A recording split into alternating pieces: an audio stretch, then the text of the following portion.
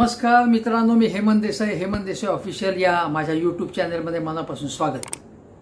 महाराष्ट्रात सध्या चाललंय काय हा माझ्या पुढे पडलेला एक प्रश्न आहे. काय काय घटना घडतायत, लोक काय बोलतायत. म्हणजे बघा, महाराष्ट्रात कायदा आणि सुव्यवस्थेची परिस्थिती ठीक आहे की नाही. कोल्हापूरमध्ये तणाव झाला होता किंवा दंगल झाली होती, लवकर आटोक्यात आली सुदैवाने. कुठे लव जिहाद विरोधी जे काय जन आक्रोश मोर्चे निघून वातावरण बिघडवण्याचा प्रयत्न चाललेला आहे. त्यानंतर बघा, वारकऱ्यांच्यावरती लाठीमार झाला. मराठा आरक्षणासाठी मनोज जरांगे पाटील जे बसलेले होते उपोषणाला, त्या ठिकाणी लाठीमार झाला. त्यानंतर एक गृहमंत्र्यांच्या घरी काही संशयास्पद व्यक्ती येत जात होत्या, जयसिंग गांधी नावाच्या. त्यांचं एक प्रकरण बाहेर आले होतं. आणि असं जर बघितलं तर दर दिवशी काही ना काही प्रकरणं इथे घडत आहेत, गंभीर प्रकरणं घडत आहेत असं दिसतंय. जेव्हा मुंबई तक असेल किंवा इंडिया टुडे ग्रुप आहे, त्यांची एक मोठी परिषद जी दरवर्षी भरते आणि वेगवेगळे नामवंत व्यक्ती त्यात भाग घेतात. त्या ठिकाणी देवेंद्र फडणवीस यांनी आपण महाराष्ट्रामध्ये कसं मनवंत घडवलं, परिवर्तन घडवलं, थोडक्यामध्ये फोडाफोडी कशी केली आणि ती कशी आवश्यक होती याच्याबरोबर बरंच विचारमंथन केलं. पण त्यावेळी तिथे महाराष्ट्रातल्या कायदा आणि सुव्यवस्था परिस्थितीबद्दल ते काही बोलले नाहीत. का बोलले नाहीत मला माहिती नाही. का बोलण्यासारखी परिस्थिती नाही आहे. कारण अगोदरच्या महाविकास आघाडी सरकारमध्ये कायदा आणि सुव्यवस्था परिस्थिती संपूर्ण कोलमडलेली होती असा आरोप केला जातो. त्यापैकी एक नवाब मलिक जेव्हा फडणवीसांवरती आरोप करत होते वेगवेगळे आणि सरकारवर आरोप करत होते, तेव्हा फडणवीस प्रचंड चवताळले. आणि मग पुढे जेव्हा सरकार बदललं गेलं हे आपल्याला माहितीच आहे. त्यावेळी नवाब मलिकांना आत टाकण्यात आलं. आता हेच नवाब मलिक अजितदादा गटात सामील झाले आहेत की काय असं बोललं जातं किंवा तशी चर्चा आहे.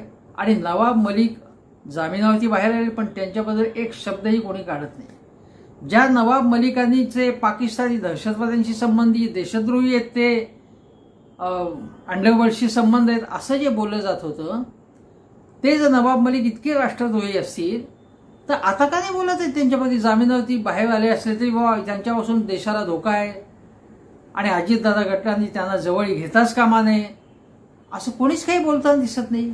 बरं, तो मुद्दा आपण बाजूला सांगू, कारण आता तो चर्चेला मुद्दा घ्यायचा नाही. चर्चेला मुद्दा घ्यायचा आहे तो ललित पाटील याचा, जो ड्रग्सच्या धंद्यामधला एक म्होरक्या आहे आणि जो ससून इस्पितळामध्ये उपचार घेत असताना सटकला.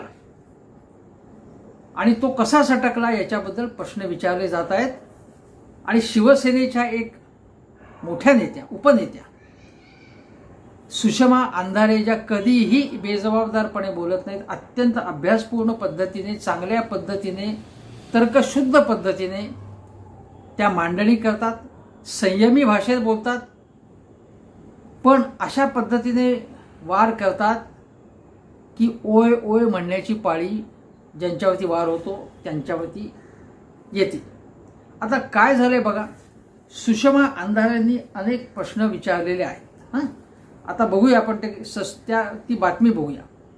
बघा, ससून रुग्णालयामध्ये कैद्यांसाठीच्या वॉर्ड क्रमांक 16 मधून ललित पाटील पळून गेला. 9 दिवस झाले त्याला आणि 9 महिने तो तिथे हॉस्पिटलमध्ये होता.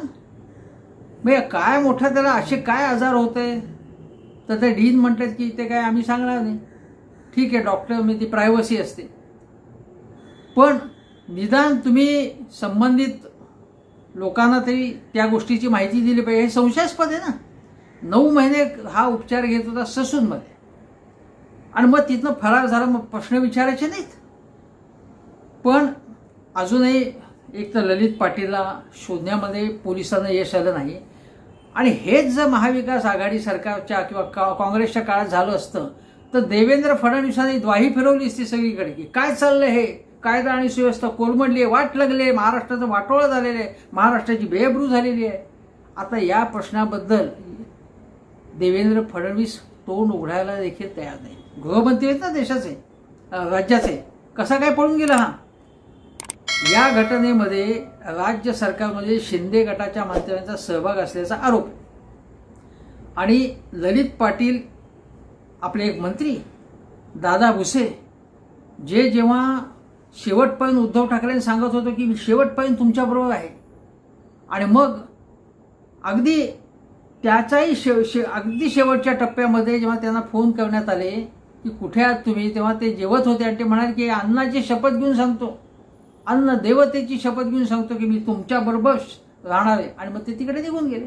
ज्या पद्धतीने छगन भुजबळांनी सांगितलं शरद पवारांनी की बरेच लोक अजितदादांच्या तिकडे गेलेले आहेत, मग पवार म्हणाले मग काय आहे, तर ते म्हणाले मी जरा बघून येतो तिकडे काय चाललंय, आणि तेच तिकडे त्या साईडला गेले. तशाच पद्धतीने दादा भुसे यांनी दगाबाजी केली. आता सुषमा अंधारे काय म्हणाले बघा, ललित पाटील कोण माणूस आहे हे मला माहिती नाही असं दादा भुसे सांगतात. पण कालच एक फोटो व्हायरल झालाय, तो फोटो मातोश्रीवरील आहे आणि त्या फोटोत उद्धव ठाकरे आहेत, कारण मातोश्री हे उद्धव ठाकरेंचं निवासस्थान आहे. तिथे उद्धव ठाकरे असणारच.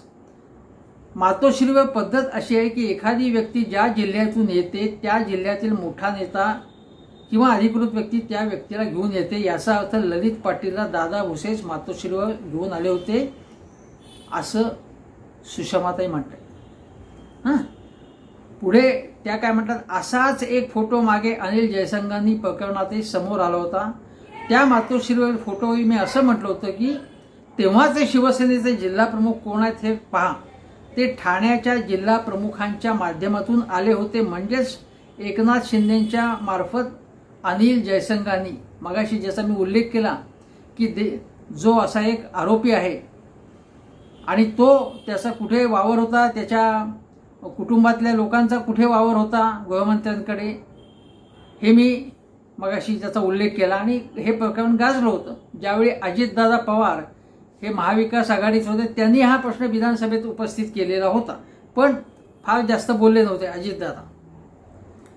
तेव्हा एकनाथ शिंदेंच्या ते पुढे सुषमाताई म्हणतात, मी तर गोल बिल्डिंगमधील श्रीकांत शिंदेंच्या कार्यालयाबद्दल तेव्हाही कागदपत्रांसह बोलले होते आणि आताही आढेवेढे न घेता सांगते की ससूनचे आधीचे अधिष्ठाता म्हणजे डीन काळे, आत्ताचे डीन ठाकूर आणि ललित पाटलावर उपचार करणारे डॉक्टर, कर्मचारी या सगळ्यांची तुम्ही चौकशी करा. ललित पाटील हा पळून गेला ससूनमधनं, हा कसा पळून गेला? बरं, दुसरी माहिती सुषमाताईंनीच खूप माहिती खणून काढली याच्या संबंधी, खूप काम केलंय त्यांनी याच्यावरती की हा ग्रस्त जर तिथे होता, बरं त्या ससूनच्या दरवाजापाशीच 2 कोटीचं ड्रग्स सापडले आणि मग तिथून हे सगळा शोध सुरू झाला की हे बाबा ड्रग्स इथे कसे, मग ते कोण आणत होतं, मग हा ललित पाटील कोण आहे, आपल्याला कोण, आपला काही संबंध नाही, तेव्हा आपल्याला ललित पाटील कोण हेच माहीत नव्हतं. पण तो एक मोठा ड्रग्सच्या मधला गुंड आहे, तो तस्कर आहे. त्याचा भाऊ, त्याला भावाला अटक झाली, आणखीन कोणाला तरी अटक झालेली आहे, पण हा मात्र फरार झालेला आहे. सुषमाताईंनी पहिला असा आरोप केला की मंत्री दादा भुसे यांच्या फोनवरून तिकडनं त्याला फोन, डीनला फोन आले होते किंवा हॉस्पिटलमध्ये कोणाला तरी फोन आलेले होते का हे तपासा. त्यांचा फोन तुम्ही घ्या, ताब्यात घ्या दादा भुसेंचा, आणि मग त्याच्यावरून तुम्ही कॉल रेकॉर्ड तपासा असं त्या म्हणाले होते. त्यांनी दादा भुसेंनीच फोन केला असा स्पष्ट आरोप केला नाही. तुम्ही बघा, ते कॉल रेकॉर्ड चेक करा. सूचक शब्दामध्ये त्यांनी ही गोष्ट मांडलेली होती. हे जेव्हा दादा भुसेंना कळालं आणि मीडियाने प्रश्न विचारायला सुरुवात केली, तेव्हा दादा भुसे उसळले एकदम, हा काय प्रकार आहे म्हणून. बरं, दादा म्हणजे तुम्ही जागतिक संस्थेकडनं चौकशी करा म्हणाले, म्हणजे CII, FBI कोणाकडनं चौकशी करा तुम्ही, इंटरनॅशनल एजन्सीकडनं, माझा फोन ताब्यात घ्या वगैरे वगैरे ते म्हणाले. आणि मग त्यांची वकिली करणारे म्हणजे सरकारची, शिंदे सरकारची संजय शिरसाट, जे कधी कधी काहीही बोलतात, सुषमाताईंबद्दल सुद्धा वाटेल ते बोलले होते. ते सुषमाताईंनी त्यासाठी पोलिसात तक्रार करण्याचा, गुन्हा नोंदवण्याचा प्रयत्न केला, तो गुन्हाही नोंदवण्यात आला नाही, असं हे शिंदे सरकार आहे. आणि गृहमंत्री देवेंद्र फडणवीस असताना ही गोष्ट घडली हे लक्षात घ्या. एका स्त्रीबद्दल, आदरणीय स्त्रीबद्दल, माननीय स्त्रीबद्दल, जी अत्यंत चांगलं काम करणारी स्त्री आहे, विरोधी पक्षाची का असेना, तिच्याबद्दल अभद्र टिप्पणी करणं हे जर संजय शिरसाटांनी केलं, माफीही मागितली नाही त्याबद्दल, आणि त्यांना कोणी चमकवलंही नाही आणि गुन्हाही नोंदवला नाही, ते हे संजय शिरसाट ते लगेच म्हणाले की दादा भुसेच म्हणाले चौकशी करा. मग चौकशी करणार कोण? तुम्हीच करणार ना, तुमचं सरकार आहे. मग तुम्ही सांगा ना सीबीआयला चौकशी करा म्हणून. ते पत्र मुख्यमंत्र्यांनी पाठवायला लागतं. कोणी सोम्या गोम्यांनी पाठवून किंवा विरोधी पक्षातल्या माणसांनी पाठवून चौकशी सुरू होत नाही. त्यामुळे चौकशी होणारच नाहीये. मग मी तुम्हाला सांगते की फोन, समजा कुठल्याही प्रकरणामध्ये फोन करायचा असेल असा की बाबा या गुंडाच्या बाबत तुम्ही अमुक अमुक गोष्ट करा, हा इथे उपचार, असं जर कोणाला सांगायचं असेल तर आपला फोन माणूस वापरेल असं नाही. कारण ते उद्या जर काही बाहेर आलं तर तेवढी सावधगिरी माणूस घेतो. आता दादा भुसेंनी हा फोन केला असं मी बिलकुल म्हणत नाही, ते आता चौकशीतनं समोर येईल. पण दादा भुसे एकदम असे भडकले, कावले बावले झाले, हे काय कारण मला कळलं नाही.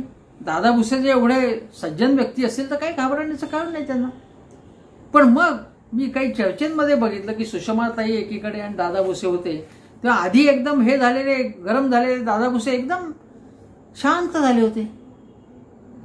ते एकदम असे ज्याला आक्रमकपणे बोलेन असे झाले होते. ते हे का घडलं मला माहीत. आणि हे घडलं असतानाच मी तुम्हाला याच्या अजून काही फॅक्ट्स जे आहेत ते सांगतो की काय काय याच्यामध्ये आहे. एक रवींद्र धनगेकरांनी सुद्धा नाव न घेता आरोप केले की कोण प्रेशर आणते मंत्रालयातनं, कोणाचे फोन येत आहेत. नंतर ते म्हणाले की हा जो गुंडा आहे ज्याचं कुठच्या तरी हॉटेलमध्ये पंचतारांकित हॉटेलला ये जा आहे, म्हणजे ऑफिशियली तो ससूनमध्ये आहे पण पंचतारांकित हॉटेलात लेमन ट्री असं त्याचं नाव असंही सांगितलं ये जा आहे आणि त्याचं सीसीटीव्ही फुटेज आहे. मग तो तिथे कसा जातो? मग असं सांगण्यात आलं पोलिसांमार्फत सुरुवातीला किंवा सरकारमार्फत की तो हात झटकून पळून गेला म्हणे. पण हात झटकून पळून गेला तर त्या हॉटेलमध्ये जाताना त्याचं फुटेज आहे, म्हणजे ससूनमधनं तिकडे जाताना, आणि मागे पोलीसच आहे. म्हणजे जो पोलीस त्याच्या संरक्षणासाठी किंवा तो कुठे जाऊ नये म्हणून आहे, तोच पोलीस जर मागे असेल तर त्यालाच त्यांनी पॉकेट केले असा याचा अर्थ आहे का? हेही तपासलं पाहिजे. मग खरं आणि खोटं काय? मी हा हॉटेलमध्ये जातो, 5 स्टार हॉटेलमध्ये. दंगेकर सांगितलं की काही महिलांचं सुद्धा इकडे तिकडे जाणं येणं होते तिथे.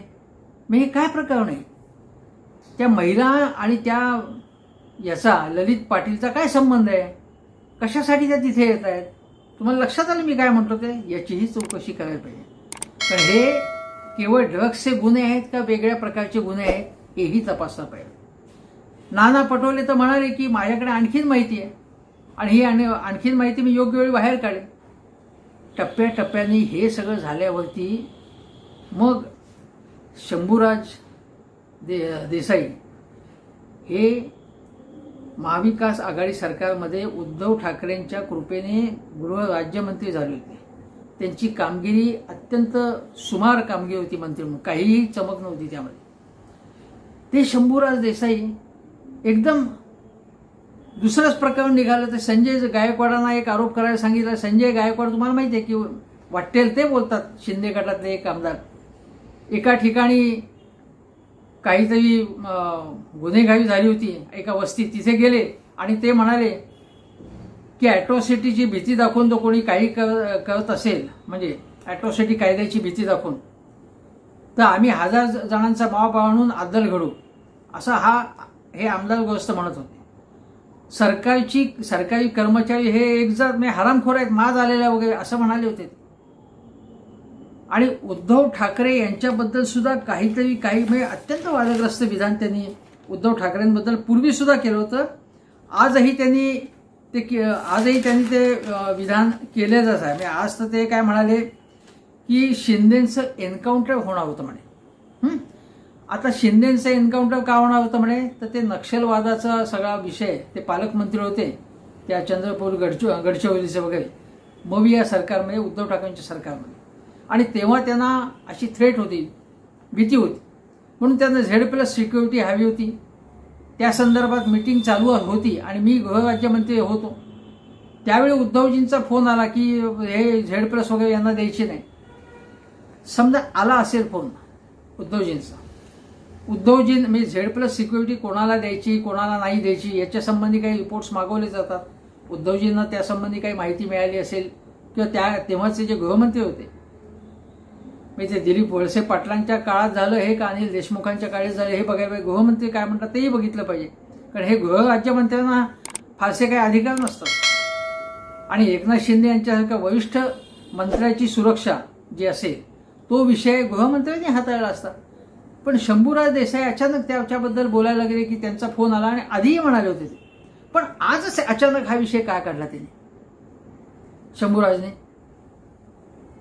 म्हणजे. आणि मग संजय गायकवाड त्याच्यावर जाऊन काय म्हणाले, त्याच्या उपर जाऊन म्हणाले की याचा अर्थ की ती सिक्युरिटी नाकारली, याचा अर्थ यांचा एन्काउंटर करण्याचा विचार होता एकनाथ शिंदेचा, कोणाचा, उद्धव ठाकरेंचा. इतका गंभीर आणि बेजबाबदार आरोप संजय गायकवाड करतात. उद्धव ठाकरे मुख्यमंत्री एन्काउंटर करतील आपल्याच एका मंत्र्याचा? काय डोकं ठिकाणावर आहे की नाही घ्या संजय गायकवाडांचं? वाटेल ते बोलतात ते. आणि आज सुदैवाने दीपक केसरकर म्हणाले की आम्ही त्यांना सांगू, म्हणजे त्यांना एक प्रकारे त्यांनी तंबीज दिली. ज्याप्रमाणे संजय शिरसाट म्हणाले की आम्ही देवेंद्रजींना आम्ही दिल्लीला पाठवणार आहोत, की आम्ही दिल्लीला ते जावेत अशी आमची इच्छा आहे, लगेच त्यांना माफी मागायला लागली. हे इतके वाटेल ते बोलतात हे संजय गायकवाडांसारखे लोक. यांना वेसण घालण्याची गरज आहे. आता सांगा की मी एखादी किंवा कोणी सिक्युरिटी मागितली आणि ती सिक्युरिटी दिली नाही, मग असं आपण म्हणू की सरकारने मला ठार मारण्याचा डाव आखला होता? अरे सिक्युरिटी नाकारली म्हणजे एन्काउंटर करणार? आता हे आरोप करण्याचं आज काय करावं? याचं कारण असं होतं की सुषमा अंधारे ज्या प्रकरणावरती बोट ठेवत आहे त्या प्रकरणाकडनं लक्ष दुसरीकडे भरकटायचं. तुम्ही या शिंदे फडणवीस सरकारचं आणि हे त्रिशूल सरकार जे आहे त्यांचं बघा, एक इश्यू एखादा काढला आपण, महत्वाचा प्रश्न पुढे काढला की बरोबर ते लक्ष दुसरीकडे नेण्यासाठी म्हणून दुसराच विषय काढायचा, असा यांचा हा प्रकार चालू असतो. ज्या पद्धतीने बघा आता दादा भुसेंचा कथित 178 कोटी रुपयांचा एक घोटाळा होता. हां, तो घोटाळा संजय राऊतांनी जाहीरपणे आरोप केले होते त्यासंबंधी, आणि ते म्हणाले होते ही म्हणजे अनेक प्रकरणं त्यांनी ईडीला किंवा संबंधित यंत्रणा दिलेत पण काहीही झालं नाही त्याच्याबद्दल. आता देशाच्या हिताची एवढी काळजी या सरकारला असेल किंवा मोदी सरकारला असेल तर त्यांनी ताबडतोब दखल घ्यायला पाहिजे त्याची. पण एकाही प्रकरणाची, राऊतांनी दिलेल्या प्रकरणाची दखल घेण्यात आली नाही. उलट खुपते तिथे गुप्ते या एका कार्यक्रमात देवेंद्र फडणवीस यांनी संजय राऊतांची एक प्रकारे कागद असे हातात असे हे करत फडकवत संजय राऊतांची टिंगल केली, टवाळी केली की ते कसे काही तथ्य नसताना आरोप करतात वगैरे वगैरे. पण त्यांना एकदाही त्यांनी बोलावून विचारलं नाही की काय तुमच्याकडे माहिती आहे बाबा, किंवा ईडीला तुम्ही माहिती दिली असेल त्याचा फॉलोअप का नाही होते. तर दादा भुसेंच्याबद्दलचं ते प्रकरण होतं. तर आता मी बातमी वाचली की दादा भुसेंनी काहीतरी कायदेशीर नोटीस दिली आहे संजय राऊतांना वगैरे. म्हणजे तुम्ही जर एखादा आरोप केला तर काउंटर आरोप करायचा, तुम्हाला प्रेशर खाली आणायचं किंवा दुसराच विषय काढायचा आणि विषय दुसरीकडे भरकटवायचा, हे यांचं तंत्र आहे. पण विषय भरकटू देता कामा नये. पहिला मुद्दा असा, मी जो मुद्दा उपस्थित केला की कायदा आणि सुव्यवस्था परिस्थिती खालावलेली आहे, याची अनेक उदाहरणे मी तुम्हाला सांगितली आणि त्याला गृह खातं मुख्यत्वे जबाबदार आहे, मुख्यमंत्री जबाबदार आहे, सरकार जबाबदार आहे. दुसरी गोष्ट, सुषमा अंधारे या जो ड्रग्सचा प्रश्न उपस्थित करतात, त्या म्हणतात की नाशिकमध्ये 300 कोटींचा कारखाना ड्रग्सचा जो त्या ठिकाणी जप्त होतो, 300 कोटी रुपयेचा कारखाना ड्रग्सचा, आणि हे कोणाला माहित नाही. बघ तिथले पालकमंत्री कोण आहेत? दादा भुसे आहेत ना. आता बघा, पालकमंत्री तिथे छगन भुजबळांना व्हायचे पण होता आला नाही, हा भाग वेगळा आहे. पण छगन भुजबळ जर पालकमंत्री असते समजा, तर हे ड्रग्स प्रकरण त्यांनी बाहेर काढलं असतं का? कदाचित काढलं असतं असंही मी म्हणेन. कदाचित भुजबळ साहेब याच्यावरती अधिक प्रकाश टाकू शकतील की हे काय प्रकरण बाबा ड्रग्सचं, किंवा पालकमंत्र्यांचा एकूण कारभार कसा आहे. कारण छगन भुजबळ उपमुख्यमंत्री, इतके अनुभवी नेते, गृह खातं अनेक वर्ष सांभाळले, ते कदाचित त्याच्यावरती अधिक प्रकाश टाकू शकतील काय चाललंय. पण दादा भुसेंची पालकमंत्री म्हणून काही जबाबदारी आहे की नाही? मग असं सांगितल्यावरती मी आपली अकार्यक्षमता उघडकीस आली, किंवा मग दादा भुसे आणि त्या ललित पाटील याचे संबंध आहेत असा आरोप झाल्यावरती मग फोटो असे झळकवायचे की मातोश्रीवरती ललित पाटील होता.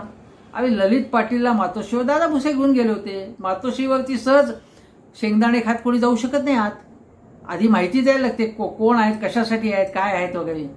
उद्धव ठाकरेंना काय माहिती कोण ललित पाटील, मलाच माहित नव्हतं. आता त्यांच्याकडे तर किती काम असतं, किती लोक भेटायला येतात. तेव्हा त्या फोटोवरनं काही असा निष्कर्ष काढता येणार नाही. पण दादा भुसे हे घेऊन गेल्याशिवाय म्हणजे दादा भुसेंचा काहीतरी परिचय असणार. बस शिंदे गटातले हेमंत गोडसे खासदार, त्यांचाही फोटो आहे त्यांच्याबरोबर, ललित पाटीलबरोबर. बस तो कारखाना नाशिकचा आहे, पालकमंत्री नाशिकचे आहेत दादा भुसे. त्याच्यावरनं लोक प्रश्न विचारणार नाहीत की नाही? सरकार तुमचं आहे ना, आता तुम्हाला प्रश्न विचारणार, पालकमंत्र्याला प्रश्न विचारणार, गृहमंत्र्याला प्रश्न विचारणार. पण दुसरी गोष्ट, आता त्यांनी आता सुषमा अंधारे, मी तुम्हाला सांगतो की मी आता हा विषय निघाला म्हणून सांगतो की सुषमा अंधारे या उच्च शिक्षित आहेत, म्हणजे MA PhD आहेत. त्या एका दैनिकाच्या संपादिका सुद्धा होत्या. मुळात त्या भटक्या विमुक्त चळवळीमध्ये बाळकृष्ण वेणके असेल, लक्ष्मण माने असेल, अशांबरोबर त्यांनी कामं केलेली आहे. संविधानाच्या चळवळीमध्ये सुद्धा लोकांना संविधान, आपले अधिकार सांगणं, या चळवळीत त्यांनी काम केलेलं आहे. त्या कधीही राष्ट्रवादी काँग्रेसमध्ये नव्हत्या. ते थेट एकदम शिवसेनेचं आल्या, गेल्या वर्षी आल्या. काय 1-1.5 वर्ष झालं असेल त्यांना येऊन. पण 1.5 वर्षामध्ये महाप्रबोधन यात्रा असेल किंवा अन्य त्यांचे अनेक दौरे असतील, अत्यंत अल्पावधीत त्यांनी आपला ठसा उमटवला आहे. एक स्त्री, साधन संपत्ती नाही, पैसा नाही, कोणी गॉडफादर नाही, असं असताना शिवसेना, उद्धव ठाकरे, बाळासाहेब ठाकरे या पक्षामध्ये, ज्या पक्षाला प्रतिकूल काळ आहे, सत्ता गेली आहे ज्या पक्षाची, सत्तेसाठी आले नाही सुषमाताई, लोकशाही संविधान वाचवण्यासाठी आलेले आहेत. अशा या बाई इथे आलेल्या आहेत. कुठलंही सत्तेचं आकर्षण नसताना, सत्ता नव्हतीच त्यांच्याकडे, आणि प्रतिकूल काळामध्ये उबाठा सेनेसाठी त्या खूप चांगलं काम करतात, असं माझं स्पष्ट मत आहे. मग त्या पक्षातील आजी माजी नेत्या काही म्हणून मी तटस्थपणे सांगतोय की सुषमा अंधारेंसारख्या नेत्या कुठल्याही पक्षाच्या दृष्टीने ॲसेट आहे. कारण सामाजिक प्रश्नांची त्यांना चांगली जाण आहे, राजकीय समज त्यांना आहे, आणि आयुष्याचे टक्के टोणपे चळवळीतले खात आलेलं एक समाजाचं एक प्रगल्भ भान सुद्धा त्यांच्याकडे आहे. त्या उपनेत्या इतक्या लवकर शिवसेनेमध्ये उपनेतेपद इतक्या लवकर मिळते, त्यांना मिळालं, काहीतरी त्यांच्यामध्ये गुण असतील ना. आता हे बघा की त्यांनी हे प्रकरण बाहेर काढल्यानंतर सगळ्या वर्तमानपत्रात ठळकपणे ते प्रसिद्ध झालं. ठळकपणे सगळ्यांनी त्याला प्रसिद्धी दिली. काहीतरी आहे की नाही दम त्याच्यामध्ये. आता काही वर्तमानपत्र ठळकपणे प्रसिद्धी दिली नसेल त्याला, काही, पण प्रमुख वर्तमानपत्रांनी मात्र प्रसिद्धी दिलेली आहे, आणि त्याचा फॉलोअप TV चॅनेल्स सुद्धा घेत आहेत. याचा अर्थ काहीतरी गडबड उडालेली आहे. महाविकास आघाडी सरकार असताना तुम्हाला माहिती आहे, आर्यन खानचं प्रकरण घडलं, रिया चक्रवर्ती, सुशांत सिंग राजपूत. मग महाराष्ट्र हे ड्रग्सचं कॅपिटल झालेलं आहे जगाचं, देशाचं. आता काय होणार महाराष्ट्राचं, मुंबईचं? महाविकास आघाडी सरकारचे सगळे ड्रग लॉर्डशी संबंध आहेत. हे रॅकेट आहे मोठं. अशा प्रकारचं वातावरण तयार केलं जात होतं. समीर वानखेडे काय काय करत होते आपल्याला माहिती आहे. मग समीर वानखेडेंच्या मागे कुठली महाशक्ती होती ही आपल्याला माहिती असेल. मग त्यांना जेव्हा नवाब मलिकनी त्यांची पोलखोल केली आणि मग नवाब मलिकांनी फडणवीसांच्या संदर्भात काही गोष्टी पुढे आणल्या, कथित पुढे गोष्टी आणल्या, त्यानंतर मग नवाब मलिकांची तुरुंगात रवाना करण्याची व्यवस्था झाली. मग याला पॉलिटिकल एन्काउंटर त्यांचा झाला. त्यांची प्रकृती बिघडली. नवाब मलिकांचं काय असेल ते असेल. त्यांनी जर काही गुन्हा केला असेल तर त्याची शिक्षा त्यांना भोगावीच लागेल. देशद्रोह केला असेल तर भोगावीच लागेल. त्यांनी शिक्षा काही भोगलेली आहे. पण आता मात्र नवाब मलिकांबद्दल कोणी काही बोलेन असं झालेलं आहे. आणि त्याच पद्धतीने नाशिकमध्ये ड्रग्सचे कारखाने, पुण्यामध्ये अनेक पब्स आहेत आणि त्या पब्समधनं म्हणजे ड्रग्सचं एक रॅकेट तयार झाले असाही आरोप केला जातो पुण्यामध्ये, पुण्यासारख्या ठिकाणी. आणि सुषमाताई हे का प्रकरण काढतायत तर तिचे ललित पाटील पॉलिटिकल काही संबंध नाही याच्यावर. यामुळे तरुण पिढी उद्ध्वस्त होती आहे पुण्यासारख्या शहरामध्ये. आणि हे केवळ पुणे, मुंबई, नाशिक, अन्य काही शहरामध्ये हे ड्रग्स बघा, ठाणे, नवी मुंबई, नाशिक, नागपूर सगळीकडे ड्रग्सचे साठे उघड झालेत. लक्षात घ्या, ही चिंतेची गोष्ट. आणि एकनाथ शिंदेसारखा सामान्यांचा मुख्यमंत्री असताना, अजितदादांसारखा बारामतीचा विकास पुरुष असताना, यशवंतराव चव्हाणांचा शिष्य असताना, देवेंद्र फडणवीसांसारखा नैतिकतेचा एक ठेकेदार इथे असताना हे घडावं ड्रग्सचं? अरे अरे, हे जर मविया सरकार स्थान झालं असतं तर काय झालं असतं? आणि मी असं म्हणेन की सुषमाताईंनी हे सगळं प्रकरण बाहेर काढलेलं आहे. देवेंद्रजींनी काहीतरी बोलावं याच्याबद्दल, काहीतरी नवा प्रकाश टाकावा आणि याचे धागेदोरे तपासून काढावेत सगळे, कुठपर्यंत हे धागेदोरे गेलेले आहेत बाबा. कारण देवेंद्रजींच्या हातात महाराष्ट्र सुरक्षित आहे असं आपण मानतो, इथले मध्यम वर्ग तर मानतोच. त्यामुळे देवेंद्रजींनी याच्यावरती प्रकाश टाकावा. भले मग उबाठा सेनेनी सगळं महाराष्ट्राची वाट लावली असेल, ड्रग्सचा सगळ्या गुन्हेगारांशी त्यांचे संबंध असेल, सगळं मान्य करू. पण आता तुमचं सरकार आहे तर तुम्ही काहीतरी करा, कारण महाराष्ट्र तुमच्या हाती सुरक्षित आहे असं आम्ही म्हणतो. आणि म्हणून मी असं म्हणेन की सुषमाताईंना त्यांनी बोलवावं की काय बाबा प्रकरण काय नेमकं, माहिती घ्यावी त्यांच्याकडनं की याचे कोणाशी मंत्र्यांशी संबंध आहे का. दादा भुसे एवढे का उसळले, का अस्वस्थ झाले, किंवा शंभूराज देसाई त्यांना एवढा अस्वस्थ व्हायचं कारण काय. आणि मी तुम्हाला सांगतो की अजून की याच्यामध्ये एक गोष्ट आहे की शिंदे गटातले काही लोक,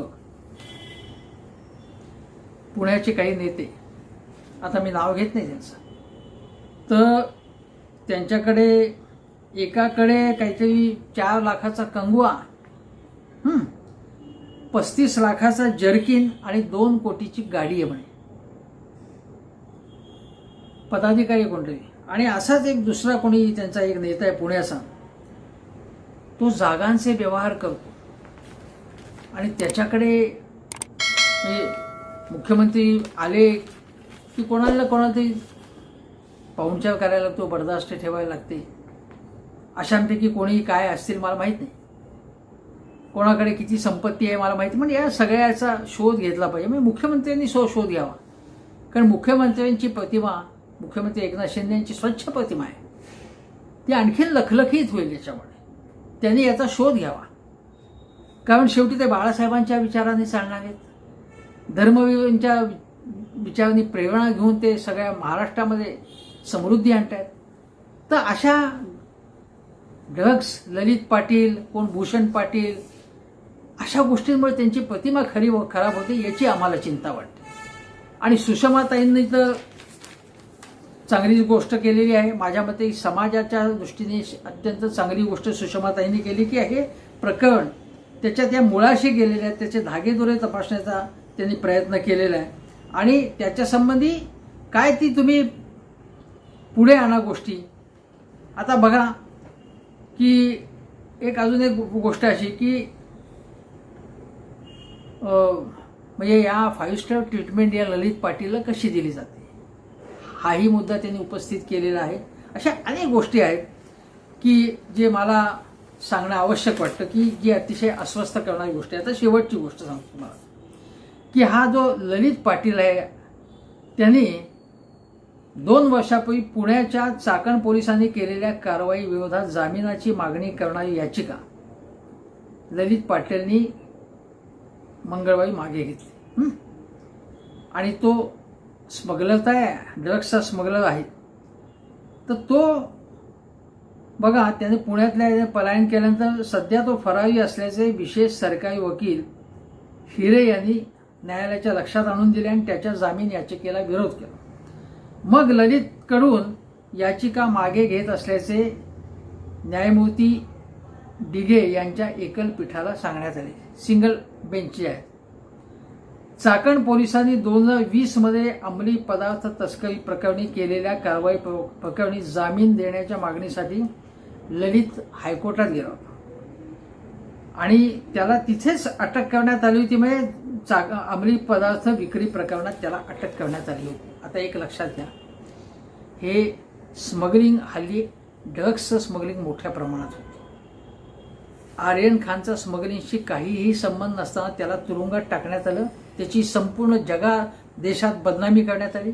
मग तो सुटला आणि काहीही त्याच्यातून निष्पन्न झालं नाही. समीर वानखेडे काय काय सांगत होते किंवा मीडिया काय काय सरकारकडनं किंवा विशेष गोटातनं आलेली बातमी म्हणून सांगत होता ते सगळं खोटं ठरलं. आणि ललित पाटीलचं जे काय आहे प्रकरण जे आहे त्या ललित पाटीलच्या प्रकरणामध्ये वरती पडदा टाकण्याचा कोणी प्रयत्न करत असेल तर ते प्रयत्न यशस्वी होऊ देता कामा नयेत. मीडियानी हे प्रकरण लावून धरलं पाहिजे. सुषमा अंधारेंना मला असं वाटतं की म्हणजे भास्कर जाधव तर म्हणाले शिवसेनेचे म्हणजे उभाठा गटाचे ज्येष्ठ नेते जे अत्यंत लढाऊ नेते म्हणून प्रसिद्ध आहेत ते म्हणाले की कुठल्याही माहिती शिवाय सुषमाताई बोलत नाहीत. मला आठवत आहे की दादा भुसे असतील किंवा अतुल सावे असतील, संजय शिरसाट असतील, अब्दुल सत्तार असतील, या वेगवेगळ्या या नेत्यांच्या अनेक भानगडी कागदपत्रांनिशी त्यांनी पुढे आणलेल्या होत्या. पत्रकार परिषद घेऊन त्यांनी पुढे आणलेल्या होत्या आणि काही प्रश्न उपस्थित केले होते. किंवा आपले प्रकाश सुर्वे बोरिवलीचे विकास पुरुष शिंदे गटातले जे गद्दारी करून शिंदे गटात गेले त्यांचे चिरंजीव तुम्हाला माहिती असतील की त्यांचे कोणाला ते मारहाण झाली मग ते फरार झाले आणि ते सगळीकडे दिसत होते पण फरार झाले, अधिकृतपणे फरार झाले होते. सदा सरवणकर गोळीबार केला वर हवेत मग काही त्याच्यात आढळलंच नाही म्हणे. म्हणजे हे उघड गुन्हेगारीची प्रकरणं अशी अनेक झाली असताना अनेक ठिकाणी उबाठा सेनेच्या कार्यकर्त्यांना मारहाण करणं, धमकावणं, त्यांच्या ऑफिसची नासधूस करणं, घुसखोरी करणं, ताबा घेणं या प्रकरणात कुठेही काहीही झालं नाही. कारण एकनाथ शिंदेंनी यापूर्वी अधिकृतपणे अनेकदा सांगितले की शिवसैनिकांच्या मागे मी ठामपणे उभा आहे. याचा अर्थ कसा मेसेज घ्यायचा की तुम्ही काहीही केलं तरी भिवू नकोस, मी तुझ्या पाठीशी आहे असं म्हणण्याची पद्धत आहे. पण मुख्यमंत्री हे पद असं आहे की त्याला घटना कायदा याची काळजी संरक्षण करण्याची जबाबदारी त्याची असते. त्यामुळे कोणीही वाटेल ते केलं तर त्याच्या मागे भिवू नकोस, मी तुझ्या पाठीशी आहे असं म्हणायचं नसतं मुख्यमंत्र्यांनी. उलट कायद्यापुढे सगळे समान आहेत आणि गुन्हेगाराला शिक्षा व्हावी यासाठी जे करणं आवश्यक आहे ते करणं हे त्याचं कर्तव्य आहे. गृहमंत्र्यांचं कर्तव्य, सरकारचं कर्तव्य. पण सुषमाताईंनी जे प्रश्न उपस्थित केलेले आहेत आजपर्यंत त्यांनी जे आरोप केले त्याच्याकडे दुर्लक्ष करणं, उपेक्षा करणं किंवा काउंटर आरोप करणं हेच चाले. आणि या सुषमाताईंनी हे जे आरोप केलेले आहेत ललित संबंधी अनेक गोष्टी त्यांनी बाहेर आणलेल्या आहेत या संबंधी. नंतर बघा एक कुठल्या तरी संस्थेमधला मोठा व्यवहार करणारा एक आहे, त्याचं नाव मी विसरलो आता. तो जो माणूस आहे अवेदिका काहीतरी असं त्याचं नाव आहे. माझ्याकडे ते कागद आता इथे नाही आहेत ते कागद. पण अजून एक तो ज्याचा बराकीमध्ये म्हणजे एक मोठं स्कॅम ज्यांनी केलेलं होतं, त्याला अटक झाली, ईडीने अटक केली. ती तुरुंगात असताना एकाच बराकीत ललित पाटील आणि तो होता. आणि त्याच्या गाडीमध्ये ललित पाटील होता. मग तो त्याचा ड्रायव्हर जो असेल तो, हे सगळं. आणि तो जो ड्रायव्हर जो मी तुम्हाला सांगतो, ज्याचं नाव मला या क्षणी आठवत नाही, या ललित पाटीलचं हे संदर्भामधला जो त्याचा जो बराकीमध्ये होता, जो दुसरा काय गुन्हेगार किंवा जमिनीचे काय उद्योग करणारे वेगवेगळे, पंतप्रधान घरकुल घोटाळ्याशी ज्याचा संबंध होता म्हणून ईडीने त्याचा अटक केली. तो आणि हा एका गाडीत होते. नंतर त्याचा जो ड्रायव्हर होता, कोण डोके म्हणून का कोणीतरी, त्याला अटक झालेली आहे. म्हणजे हे प्रकरण खूप मोठं आहे आणि हे खणून काढलं पाहिजे. हे खणून काढण्याचा प्रयत्न सुषमाताई करतायत. आणि माझ्या मते या संबंधीची माहिती पोलिसांना कदाचित खूप असू शकेल. याच्या पलीकडची काही माहिती कदाचित पोलिसांकडे संवेदनशील असू शकते, ते उघड करू शकत नसतील. पण या गोष्टीचे धागेदोरे मंत्रालयात आहेत का? आठवा, मी शेवटचा मुद्दा सांगतो, तुम्हाला तरुण पिढीला माहीत नसेल की एक गोष्ट सांगतो की शरद पवारांचे अंडरवर्ल्डशी दाऊदशी संबंधित असे खोटे नाटे आरोप करण्यात आले. हे भारतीय जनता पक्षाने केले, त्यांच्या अनेक नेत्यांनी केले आणि युतीची पहिल्यांदा सत्ता आली होती.